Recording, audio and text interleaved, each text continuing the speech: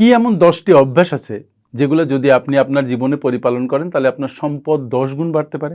ব্যাপারটা কেমন আজগুবি লাগে না? আমার কাছেও প্রথম আজগুবি লেগেছে, কিন্তু বিষয়টা এমন একজন ব্যক্তির যে কথা শুনলে আপনার আজগুবি লাগবে না, কারণ তিনি তার লাইফ টাইমে তার সম্পদ যে কত গুণ বাড়িয়েছেন তার কোনো শেষ নেই। আপনি ক্যালকুলেটরে হিসাব করতে পারবেন না। এই ভদ্রলোককে, ইনি হচ্ছেন বিখ্যাত বিনিয়োগকারী, বিনিয়োগ গুরু বলি আমরা ওনাকে, ওয়ারেন বাফেট।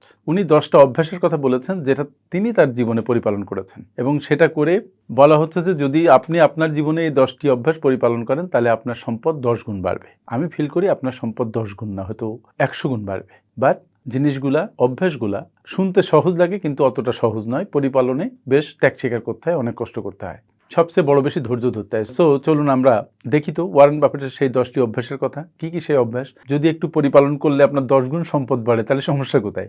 চলুন আমরা সবাই মিলে ট্রাই করি। প্রথম কি অভ্যাস সেটা নিয়ে আমরা আলোচনা করি। তবে হ্যাঁ বন্ধুরা, আপনারা যারা আমার সাথে যুক্ত হয়েছেন কিন্তু আমার চ্যানেলটিকে সাবস্ক্রাইব করেন নাই, ফেসবুক পেজটিকে ফলো করেন নাই, তারা চ্যানেলটিকে সাবস্ক্রাইব করুন এবং পেজটিকে ফলো করুন, করে আমাদের সাথে থাকুন। আমি বিশ্বাস করি আমাদের প্রত্যেকটা ভিডিও কিন্তু আপনাকে খুব হেল্প করবে।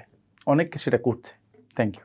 চলুন এবার মূল আলোচনায় যাওয়া যাক। ওয়ারেন বাফেটের সবচাইতে দামি এবং সবচাইতে গুরুত্বপূর্ণ যে অভ্যাস সেটা হচ্ছে নিজের উপরে বিনিয়োগ করা। ভদ্রলোক প্রতিদিন 5-7 ঘন্টা পড়াশোনা করেন, এবং সেই যে ছোটোবেলায় শুরু হয়েছে সেই পড়াশোনা, এখন তার 94 ইয়ার্স ওল্ড ওনার, উনি এখনও সেই পড়াশোনা চালিয়ে যাচ্ছেন। নিজের উপরে বিনিয়োগ করা মানে নিজেকে প্রতি মুহূর্তে আপডেট করা। তিনি বলেন যে তার নিজের স্কিল, জ্ঞান এবং চিন্তার শক্তিতে বিনিয়োগ তাকে এত বড় হতে অনেকখানি সাহায্য করেছে। ওয়ারেন বাফেটের মতে জ্ঞান হচ্ছে এমন একটা সম্পদ যেটা কেউ কেড়ে নিতে পারে না। আপনার কাছে টাকা থাকলে কেউ ছিনিয়ে নিতে পারে, আপনার বিল্ডিং কেউ পুড়িয়ে দিতে পারে, কিন্তু আপনার ভিতরে যে জ্ঞান সেটা কারোর সাধ্য নেই আপনার থেকে ছিনিয়ে নেয়ার। তাই নিজেকে আপডেট করা, নিজের জ্ঞানকে উন্নত করা, নিজেকে সারাক্ষণ বর্তমান পরিস্থিতির সাথে খাপ খাইয়ে নিতে পারার সক্ষমতা, এগুলো আপনাকে অনেক বেশি সামনে এগোতে হেল্প করে এবং জীবনে আর্থিকভাবে স্বয়ম্বর হতে সহযোগিতা করে। এবং সবচেয়ে বড় কথা হচ্ছে এই যে জ্ঞান নামক যে সম্পদ, এই সম্পদের মূল্য প্রতিদিন বাড়তে থাকে, এটা কখনো ডেপ্রিসিয়েট করে না। বাফেটের একটা গুরুত্বপূর্ণ অভ্যাস হচ্ছে খরচে সংযম, অর্থ ব্যয় সংযম। ভদ্রলোক $31,500 কেনা সেই 50-এর দশকের একটা অ্যাপার্টমেন্ট, 1250 স্কোয়ার ফিট, সেখানে উনি এখনও থাকেন। সবাই ওনাকে মেনশন কিনতে বলেন, কিন্তু উনি বলেন যে না, এখানে আমার চলে যাচ্ছে, আমি হাতের কাছে সব কিছু পাই। ওনার অফিসটা খুব কাছে। তো যে ভদ্রলোক এরকম 1,000 কি 1 লাখ বাড়ি কিনে ফেলতে পারে, সে এরকম 1250 স্কোয়ার ফিটের অ্যাপার্টমেন্টে থাকেন, কতটা সংযমী হলে এটা সম্ভব? তার মানে উনি অপ্রয়োজনীয় খরচ মোটেও করতে চান না, কিন্তু যেটা প্রয়োজনীয় সেটা করেন। আমাদের মধ্যে অনেকেই দেখবেন যে প্রায় সবাই আছে যে একটু ইনকাম বেড়ে গেলে জীবনযাত্রার ব্যয় বাড়িয়ে ফেলেন, যেটা ওয়ারেন বাফেটের একেবারে অপছন্দ। উনি সারা জীবনে জীবনযাত্রার ব্যয় বাড়েন নাই, বরং জীবনযাত্রার ব্যয় না বাড়িয়ে যে টাকাটা ওনার কাছে থাকতো সেই টাকা উনি বিনিয়োগ করেছেন, এখনও করেন। কি অদ্ভুত ব্যাপার!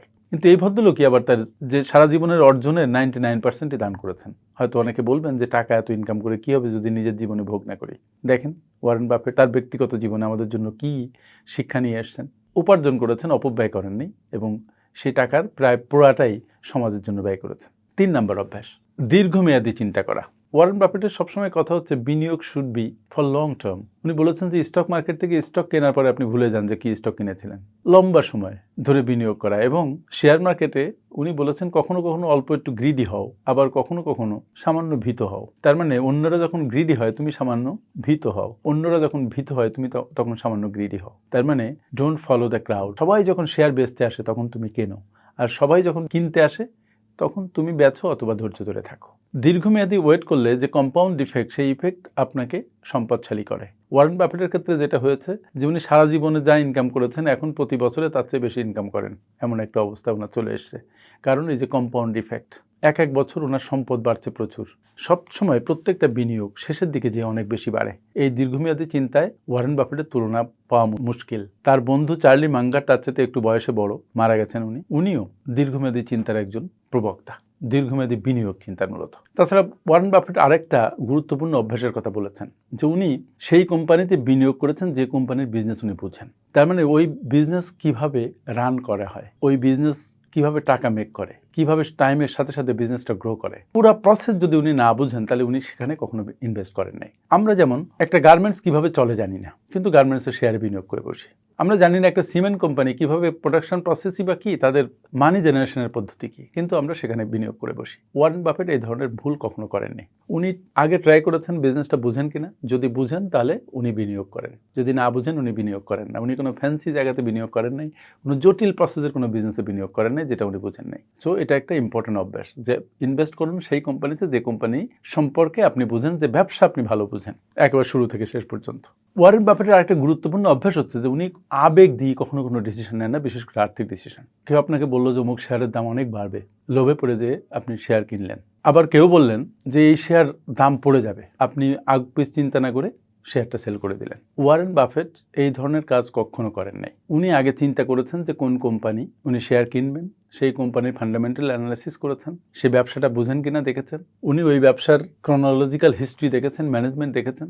তারপরে যদি ওনার মনে হয়েছে ইয়াস এর গ্রোথ পটেনশিয়াল আছে, উনি সেখানে বিনিয়োগ করেছেন এবং বিনিয়োগ করে উনি ভুলে গেছেন। মূলত আমরা যেমন লোভে পড়ে বা ইমোশনালি কারো কথা শুনে ডিসিশন নেই, ওয়ারেন বাফেট সেই প্রকারের লোক নয়। সুতরাং এখান থেকে আমাদের শেখার ব্যাপার হচ্ছে যে আমরা ক্রাউডকে ফলো করবো না শেয়ার বাজারে, এবং আমরা আমাদের ইমোশনকে মূল্য না দিয়ে মূল্য দিব যুক্তিকে। আপনি যদি বলতে পারেন এই শেয়ার কেন আপনি কিনছেন, আপনি যদি তার পক্ষে লজিক দেখাতে পারেন, সঠিক যুক্তি দেখাতে পারেন, তাহলে সেই শেয়ারই আপনার কেনা উচিত। আপনি যদি না জানেন কেন কিনেছেন, সেই শেয়ার আপনার কেনা উচিত নয়। ওয়ারেন বাফেট যেটা ফলো করেন, নিজের ক্ষমতার সীমা জানা ওয়ারেন বাফেটের আরেকটা খুব বড় শক্তি। তিনি জানেন যে তিনি কি জানেন এবং কি জানেন না। কি সাংঘাতিক ব্যাপার। নিজের সম্পর্কে ওনার ধারণা খুব পাকাপোক্ত। আর এই যে নিজের সম্পর্কে জানা, এটাকে উনি বলেছেন দ্য সার্কেল অফ কম্পিটেন্স। অনেক মানুষ আছে যারা সব জায়গাতে জ্ঞানী হতে চায়, ফলে তাদের জ্ঞান সীমিত থাকে। ওয়ারেন বাফেট যে কোনো একটা বিষয়ের প্রতি দৃষ্টি নিবদ্ধ করেন এবং সেখানে গভীর জ্ঞান অর্জন করেন। এবং এই যে সার্কেল অফ কম্পিটেন্স এবং এই যে গভীর জ্ঞান, এই গভীর জ্ঞানই তাকে অন্যান্য সহস্র মানুষ থেকে আলাদা করে ফেলেছে। আমরা আলাদা করে আজকে ওয়ারেন বাফেটকে চিনি তার গভীর জীবনবোধ, গভীর জ্ঞানের কারণে, এবং সব ব্যাপারে এক্সপার্ট না হয়ে দুই একটা ব্যাপারে মহা এক্সপার্ট হওয়ার কারণে। বাফেট আরেকটা অভ্যাস আয়ত্ত করেছেন, সেটা হচ্ছে উনি সবসময় ভালো মানুষ এবং ভালো ব্যবসার সাথে থাকতে চান। যাদের মধ্যে ফ্রডুলেন্ট চিন্তাভাবনা আছে, খারাপ চিন্তা করেন সমাজের জন্য, দেশের জন্য, নিজের জন্য, বিনিয়োগের জন্য, উনি সেসব মানুষকে এড়িয়ে চলেছেন। এবং যেসব মানুষ ওনার জীবনে ভ্যালু অ্যাড করেছে এবং যেসব ব্যবসা আদর্শ ব্যবসা উইথ এ স্পেসিফিক গোল, যেসব ব্যবসা সমাজের মঙ্গলের জন্য কাজ করেছে, উনি তাদের সাথে ছিলেন। তিনি ব্যবসা যাচাই বাছাই করার সময় শুধু ব্যবসার দিকে সংখ্যা দেখেন না, উনি ব্যবসায়ের ক্যারেক্টার দেখেন, তার পেছনে কারা আছে তাদের ক্যারেক্টার দেখেন। এবং এই যে অভ্যাস, এই অভ্যাস তাকে দীর্ঘমেয়াদে সাফল্য দিয়েছে। কারণ যারা ফ্রডুলেন্ট অ্যাক্টিভিটি করে, যারা খারাপ মানুষ, তারা শর্ট টার্ম বেনিফিট খুঁজে, আর যারা ভালো মানুষ তারা সাস্টেনেবিলিটি চায় তাদের বিজনেসের মধ্যে। আপনি যদি বড় ব্যবসা করতে চান, দীর্ঘমেয়াদে ব্যবসা করতে চান, আপনাকে সৎ হতে হবে। এজন্য সৎ মানুষ এবং সৎ ব্যবসা, এটা ওয়ারেন বাফেটের খুব পছন্দের জায়গা। আর একটা গুরুত্বপূর্ণ অভ্যাস ওয়ারেন বাফেট সারা জীবন ধরে লালন করেছেন, সেটা হচ্ছে ঋণকে এড়িয়ে চলা। ওয়ারেন বাফেট কখনো তার জীবনে কোনো ক্রেডিট কার্ড নেননি। উনি ঋণকে সম্পদ অর্জনের পেছনে ব্যয় করেছেন, কিন্তু খারাপ ঋণ বা ঋণকে কখনো খারাপ হতে দেননি। খারাপ ঋণ উনি কখনো নেননি। তার বিশ্বাস যে অপ্রয়োজনীয় ঋণ মানুষকে আর্থিকভাবে দুর্বল করে দেয়। তিনি ঋণ নিয়ে ঘি খাওয়ার বিরুদ্ধে, ঋণ নিয়ে বিলাসী করার বিরুদ্ধে, ঋণ নিয়ে গাড়ি কেনার বিরুদ্ধে, ঋণ নিয়ে বাড়ি কেনার বিরুদ্ধে।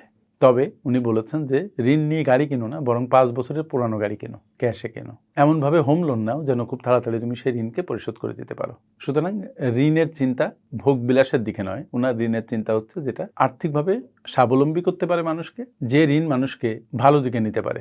খারাপ ঋণ উনি অ্যাভয়েড করতে বলেছেন। ওয়ারেন বাফেটের আরেকটা বিষয় আছে যে উনি ব্যর্থতাকে ভয় পান না এবং ভুল থেকে উনি শেখেন।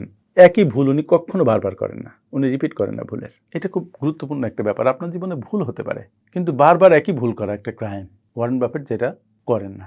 তিনি অকপটে নিজের ভুল স্বীকার করেন এবং নিজের ভুল থেকে শেখেন। তার মতে অনেক মানুষ ভুল লুকোতে চায়, ফলে তাদের উন্নয়ন বাধাগ্রস্ত হয়। ওয়ারেন বাফেটের মতে ভুল থেকে শেখা একজন মানুষকে অধিকতর শক্তিশালী রূপে প্রতিপন্ন করে, তাকে বেশি শক্তি যোগায়। সবশেষে ওয়ারেন বাফেট যেটা বিশ্বাস করেন সেটা হচ্ছে চরিত্রই হচ্ছে মানুষের বড় সম্পদ।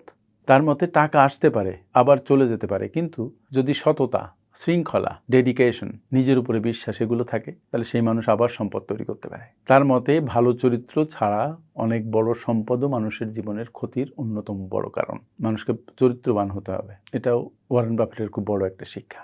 পরিশেষে যে কথাটা বলা দরকার সেটা হচ্ছে ওয়ারেন বাফেটের মতো অভ্যাসের চর্চা করতে পারলে আপনি ওয়ারেন বাফেট হতে পারবেন এমনটি নয়, কিন্তু তার মতো চিন্তা করতে শিখলে, তার চিন্তাগুলোকে ধারণ করতে পারলে, তার মতো জীবনযাপনে অভ্যস্ত হতে পারলে আমরা যে কেউ আর্থিকভাবে সচ্ছল হতে পারি।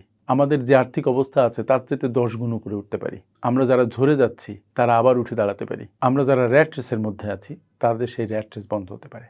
সুতরাং যে 10টি অভ্যাসের কথা আমি বললাম, বিশ্বের সেরা ধনী ওয়ারেন বাফেটের, তার এই 10টির মধ্যে কিছুটা যদি আমরা আত্মীকরণ করতে পারি, সেটা আমাদের জীবনের জন্য অনেক পজিটিভিটি নিয়ে আসবে, অনেক ভালো কিছু বয়ে নিয়ে আসবে। আমার সাথে এতক্ষণ থাকার জন্য অনেক অনেক ধন্যবাদ। আসসালামু আলাইকুম।